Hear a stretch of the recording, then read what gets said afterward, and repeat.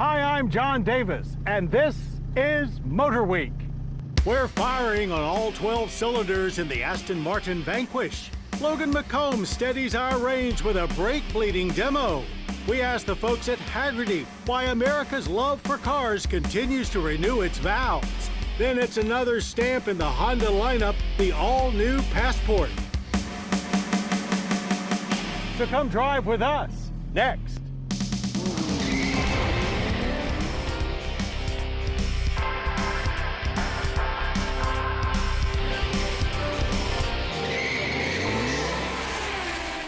MotorWeek, 45 years steering you in the right direction. MotorWeek is proudly sponsored by Auto Value and Bumper to Bumper, a nationwide network of stores and shops providing major brand auto and truck parts and service from coast to coast and in your local community. Service is the difference. We get it. Learn more at autovalue.com and bumpertobumper.com. We're Tire Rack. We test tires and share our results. We stock over 1 million tires. We offer multiple installation options. We do this because we believe tires matter. TireRack.com. According to Genghis Khan, the greatest happiness is to vanquish your enemies. Well, if you're Aston Martin and looking to lay waste to other providers of exclusive high-performance GT cars, bringing back the Vanquish looks like a winning strategy. And armed with an 800-horsepower V12, this beautiful bruiser certainly looks ready for the fight.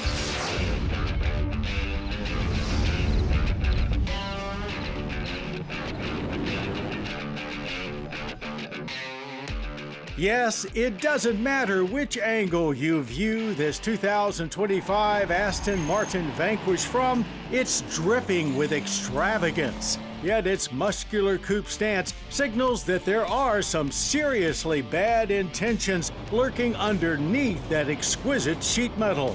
Its beauty can't be overstated, looking smooth and aggressive at the same time with exaggerated proportions that would be comical if they weren't so well executed. This supernova red paint job certainly looks out of this world, and its $14,000 upcharge is just one of many 5-figure add-ons available to customize this fashionable fastback. These 21-inch satin bronze alloys, they're optional too, as are the multiple pieces of gloss black trim. But as stunning as it is to look at, the true showstopper here is what's under the very long hood. 5.2 liters worth of twin-turbo V12, spinning up 824 horsepower and 738 pound-feet of torque. We wish we could see more of it, but you can certainly feel it as soon as you hit the start button and flip the mini toggle switch into drive. That little toggle, along with some big shifters behind the steering wheel, electronically control an 8-speed automatic transmission through drive modes that include GT, Sport, and Sport Plus for varying levels of engagement, as well as a wet mode and a programmable individual mode. A carbon fiber drive shaft sends power strictly to the rear wheels through a new active electronic limited slip differential. There's plenty of carbon fiber inside the cabin too, but you can add another 20 grand to get even more applied throughout the interior if you'd like. Front seats are firm, luxurious, and sporty feeling. Driver info is displayed on a 10.3-inch TFT display with virtual gauges as well as plenty of infotainment-type feedback such as maps. The actual infotainment screen is a 10.3-inch touchscreen running Aston's new in-house software. But fortunately, plenty of actual controls are present on the low-lying center console. No illusions of a rear seat, just more carbon fiber and leather-covered everything, while a full-length glass roof lets in plenty of light. When you're regular Joes like us, driving around exclusive $500,000 cars, you tend to be extremely vigilant, and the Vanquish is a big coupe, but its mostly aluminum construction helps keep weight in check. All the driving aids seem tuned to allowing you to enjoy driving as much as possible, not playing fun police. It makes for a very civilized grand touring experience, eating up miles of highway or back roads in ultimate luxury, while knowing there's gobs of power on tap to get you out of any situation. We weren't able to get to the test track with the Vanquish, but we'd put the 0 to 60 time right around 3 seconds. Oh, and did we mention there's an optional titanium exhaust system that helps this V12 sound hellacious in a very good way.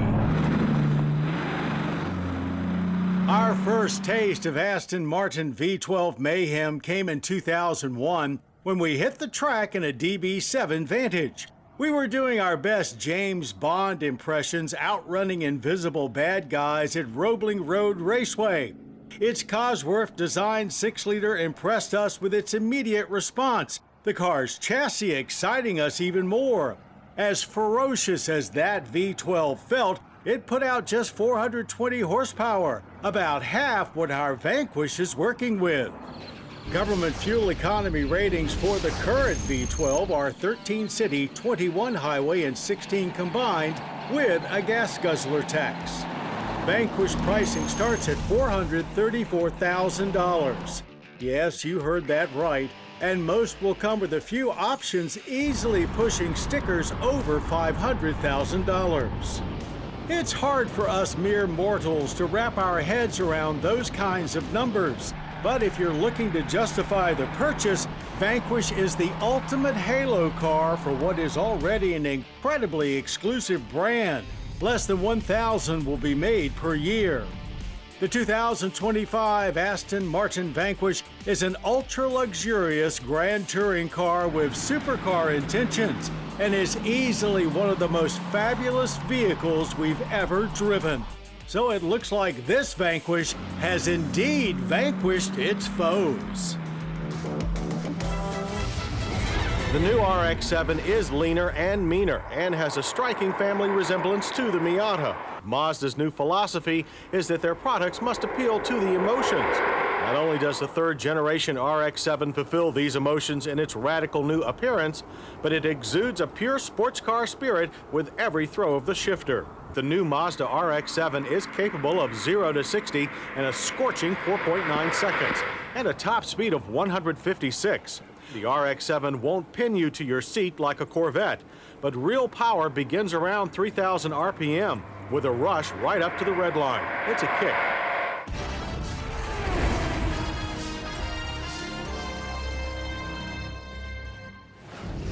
For over 100 years, American culture has revolved around the automobile. And no entity has done more to preserve that culture than specialty car insurer Hagerty. Indeed, they've become the driving force behind preserving our automotive heritage while also growing the classic car hobby. We recently sent our own classic car guy, Dave Scrivener, to catch up with Hagerty Media Editor-in-Chief Larry Webster for a meeting of the minds on the current state of America's car hobby and where it's headed.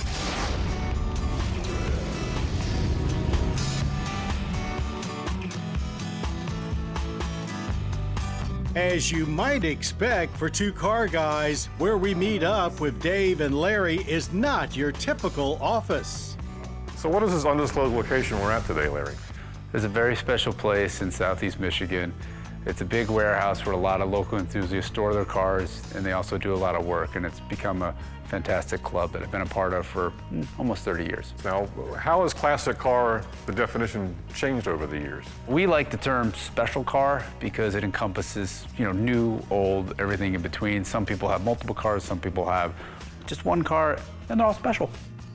And listening to Hagerty, that special car needs special insurance. But why? Well, for a lot of reasons. Number one, it's typically less expensive than a policy because we know the cars, we know the use pattern. Moreover, Hagerty has amassed a wealth of knowledge about where to get that special car repaired, or just find DIY parts. But their corporate passion doesn't stop there. Now, Hagerty has expanded from insurance into events and auctions and other things. Why is that, and what's the purpose behind it? Yeah, well, the Hagerty family has always been about the car community, and they want to help foster the community. And so all the stuff that we do You know, insurance is a great way to, what I always thought, enable the hobby, right? It helps you keep your car on the road, it helps you get it fixed. But we're also very keen to create a community of car people, for car people. And part of that is to expand into these other things that Hagerty thought they could support and grow and help. And that includes, like you talked about, events. Events indeed. Hagerty now owns the prestigious Amelia Concours. And each year they put on a huge party at Monterey called Motorlux. Then there is Radwood, plus the car hobby media that Larry oversees. We have a huge YouTube channel with almost 4 million subscribers. We have a magazine that goes to almost 1 million people. And then about a year ago, we started a new thing called Hagerty Marketplace, where we're trying to help people connect and find and sell the cars that they love. You always say people gravitate towards the cars they look in when they're in high school. With Radwood coming up popular these days, how is the car culture evolving? I mean, it's certainly true. People covet the things that they really wanted as a kid. And we see that pattern played out generation after generation. One way we communicate this is every year we do something called the bull market list. And the idea basically was to show cars that you could buy, own, sell after a few years, and you get about what you had in it. And the idea being, well, these cars will appreciate a little bit. It was never about investing. We like to think that, you know, if you're in this to make money, it's probably not the right thing for you. This is a hobby. The profit is the enjoyment you get out of it. Certainly the big trends are post-1980, but there's a lot of interest throughout the market. I think like the steam era cars and things, it's kind of lost on me in my generation, but there's still a strong enthusiast out there for those kind of cars. It's funny you mention that because we have an internal debate among our media team about what we call pre-war cars. And we're seeing a lot of interest in those things because they're really basic, they're fun to work on, you can keep them running. But one big challenge facing the car hobby is how to keep it flourishing for future generations. Some of the things I always tell people, especially somebody my age and older, is, you know, try and avoid being a mansplainer. And what I mean by that is you go to car shows, you know, be open. We always say, like, you know, invite people to come sit in your car, try and be engaging, try and ask questions, try and find out what they like, not necessarily what you like. We all hold a responsibility to foster the next generation, so let's do it. The newest member of our long-term fleet, this 2024 Acura ZDX, arrived just before Acura announced that they were going to stop building it, making it a one-year wonder. Now, before you fire up those keyboards, hear us out. As Acura's first all-electric vehicle, the ZDX will hold a special place in history and is worth spending some time to document. And since federal government incentives have gone away for EVs, many manufacturers are offering some absolute screaming deals right now, which is how we got this particular ZDX, as one of our colleagues jumped at one of those offers. Its platform mate Honda Prologue is soldiering on for the time being, both of them based on GM's Ultium platform. Type S comes with 499 horsepower, dual motor all-wheel drive, and a range of 278 miles. Comparing this ZDX Type S to the Honda Prologue, Acura's take on this platform feels much more buttoned down when it comes to ride and handling. But it's not too tight, there's still plenty of daily driving comfort. There's also plenty of power, and it's a good thing there are 6-piston Brembo brakes up front because this thing can really move. We'll keep the EV updates coming with a look at how our Subaru Solterra is doing on the next MotorWeek long-term road test update. Just as vital as the condition of the brake pads and shoes is the fluid pushing on them. You got to keep it fresh and clean. So here's Logan McCombs with more tips on MotorWeek's Your Drive. Bleeding your brakes can sound like a daunting process, but it doesn't have to be. It's something so easy that you can do at home with your friend in your garage. Now you may be asking yourself, why am I bleeding my brakes? Well, there are many causes for that. Because if you've got a car that's been a little old, that's been on the road for a while, and it's time to change out the fluid because it looks a little murky, or maybe recently you've done some brake work and you have air in your lines, and you'll want to get that out because the air will compress and the fluid won't. So that'll cause a spongy pedal. Now, this is a process that I like to use, and it works on most cars. You can pick these kits up for a nominal cost at your local auto parts store. It'll typically come with a bottle to catch all your fluid, a line, and you'll have some wrenches that'll connect to your caliper to make it easier for you. I like these wrenches because they clamp onto the bleeder valve of your caliper and allow fluid to flow through the wrench into the hose. Now, the great thing about this kit is it comes with a check valve. It makes it super easy because the fluid will flow through and then no air can be sucked back in if the person in the vehicle decides to take their foot off the brake accidentally. To start the process, what you'll do is you'll have someone in the vehicle pump the brakes 3 to 5 times to get fluid flowing into the line and build pressure. And once they've done that, you can come over here and you can crack your bleeder valve and you'll see that fluid flows through the line and into your bottle. Now, while you're doing this, you want to keep an eye on it to make sure that any air bubbles that are coming out go all the way through and don't get sucked back in, because that'll just make the process longer. But once you've got a steady stream of brake fluid, you'll know that all the air is out of your lines and you've got clean fluid throughout the system. You can go ahead, close up that line, and you're good to go on that caliper. Now, in the process, you always want to start from the furthest part of the car away from the brake master cylinder. So that'll be your rear right, rear left, front right, then lastly, your front left. Now, throughout the process, you'll want to keep an eye on your brake master cylinder because once the fluid leaves the caliper, it's also leaving the system. If the fluid in the brake master cylinder gets too low, you'll start to pull in air and then you'll be in some trouble. So throughout the process, just make sure you're topping it off to keep it full. After you've done that, you'll want to go ahead and just clean everything up to make sure that you don't have any brake fluid on your rotor, on your caliper, or anything like that to cause slippage. But once you've done it, you can lower the car back on the ground, test to make sure that you've got a firm pedal, and you're good to hit the road. If you have any questions or comments, reach out to us right here at MotorWeek. Let's merge back onto the road, this time for an all-new quick spin. With hundreds of thousands sold every year, you don't have to be on the road very long to see a Ford F-Series pickup truck pass by. But for us, it's been a minute since we've spent time in one of the Blue Oval's HD haulers. So we climbed into this 2025 F250 Lariat to see what's up. Those in need of a big truck with a big engine will be happy to hear that a 405 horsepower 6.8-liter V8 is standard. But we went for this high-output 6.7-liter Power-Stroke turbo diesel V8. This B20 chugs out 500 horsepower and 1,200 pound-feet of torque. In this 4x4 crew cab with a 6 3/4 foot box, we can tow up to 22,000 pounds the conventional way. This F250 is meant to haul heavy things and tow even heavier things, so it's no surprise that the ride is a little stiff and choppy when it's not carrying all that weight. That said, it's comfortable enough. The transmission glides through all 10 gears, and the brakes are surprisingly easy to modulate for nice smooth stops. The steering is quite heavy though, so that hampers maneuverability. But as long as you're in an area that has big roads and you don't mind taking up 2 parking spots everywhere you go, this could certainly be a work truck and a daily driver. Our 250 also came with the FX4 off-road package. All-terrain tires, extra skid plating, retuned shock absorbers, hill descent control, you get the gist.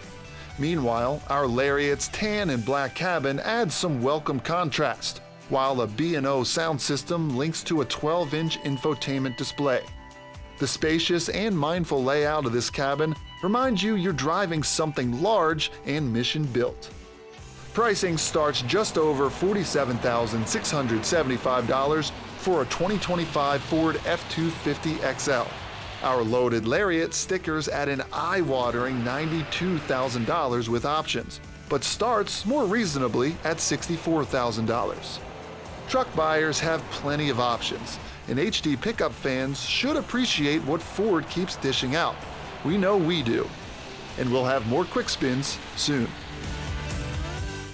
After a 17-year hiatus, the Passport returned to the Honda lineup for 2019 as pretty much a 2-row version of the popular 3-row Pilot. While that was a great way for us to get easily reacquainted, many were hoping for something a little more special. And that's just what Honda has delivered with the all-new 4th-gen Passport.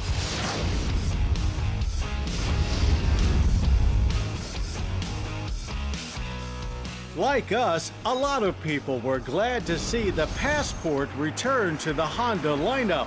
And if that includes you, Chances are also good you'll be really jazzed about this all-new 2026 Honda Passport. The 4th gen certainly looks better and more unique, appearing far less like just a cousin of the current Pilot. Though its boxy vibe is not unlike the 2nd gen Pilot from 2009. With the introduction of Trail Sport trim back in 22, Honda thought it was a good idea to accentuate the rugged aspects of the Passport. Obviously, people agreed, with 80% of Passport's recent sales sporting a Trail Sport badge.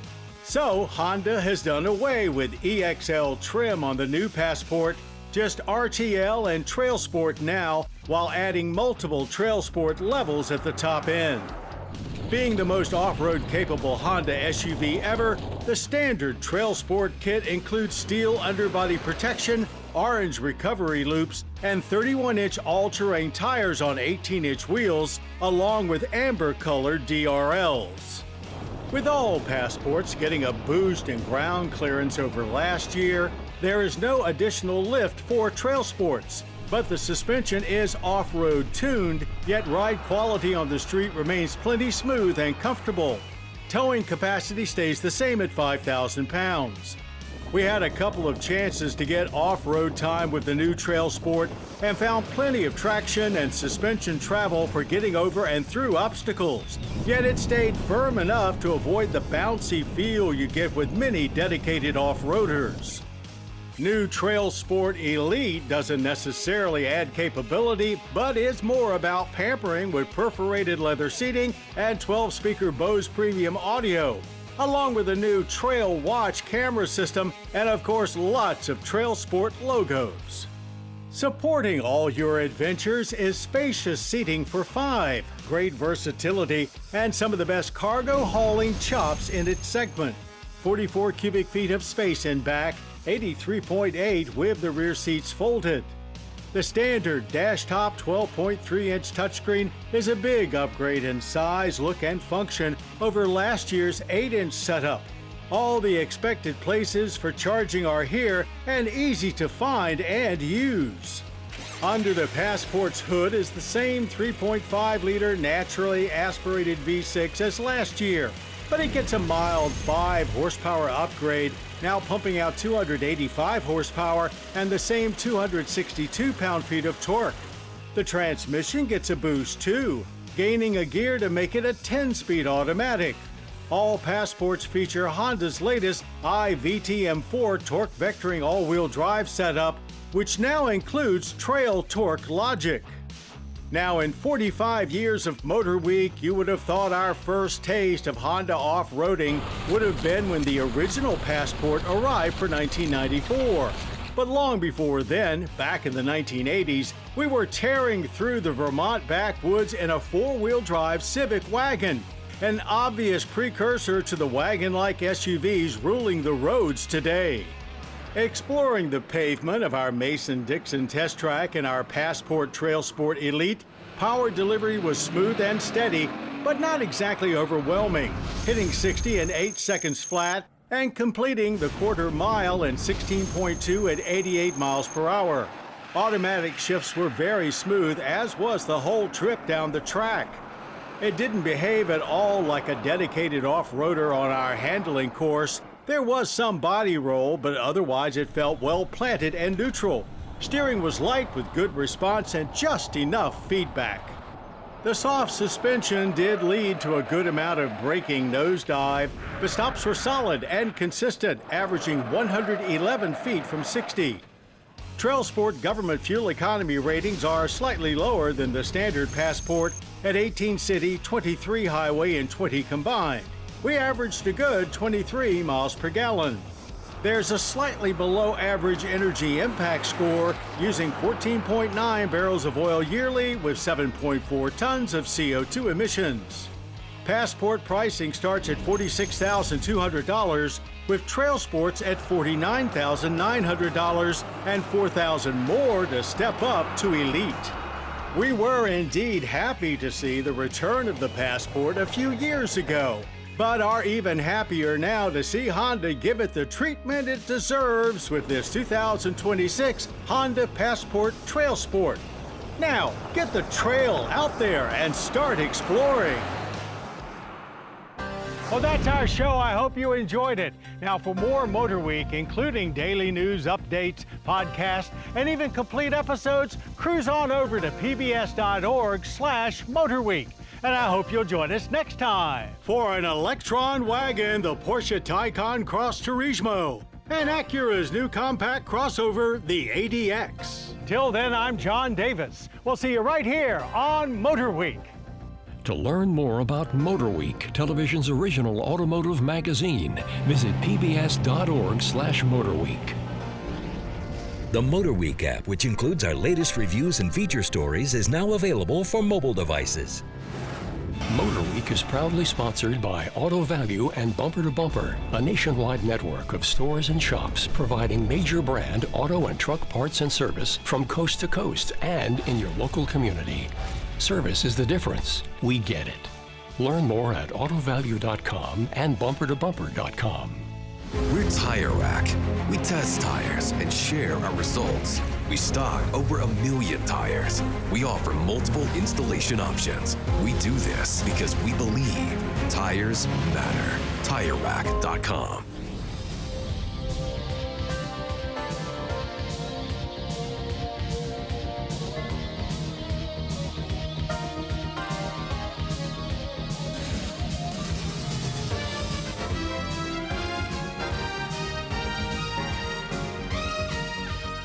This program was produced by Maryland Public Television, which is solely responsible for its content.